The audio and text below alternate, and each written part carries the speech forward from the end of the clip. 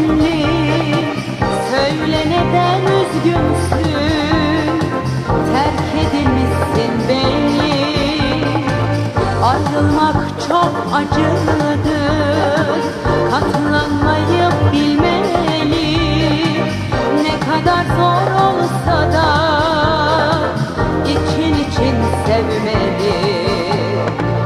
Sakın ağlama ardından ardından, üzme boş yere kendini.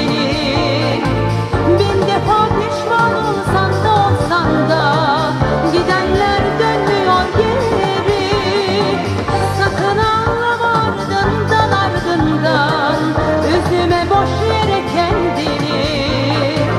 Bin defa pişman olsan da olsan da, gidenler dönmüyor geri.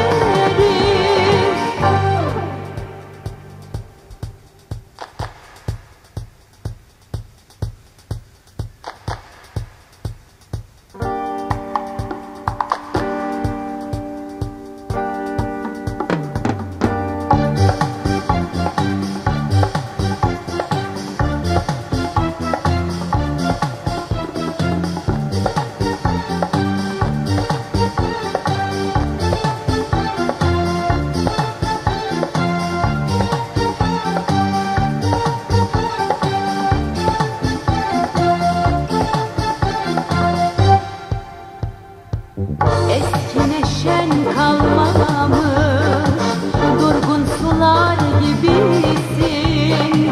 Rengin sararmış solmuş, susuz çöller gibisin. Üzülmeye değer mi? Kendine gelmelisin. Aşkta vefa kalmamış, kalbinden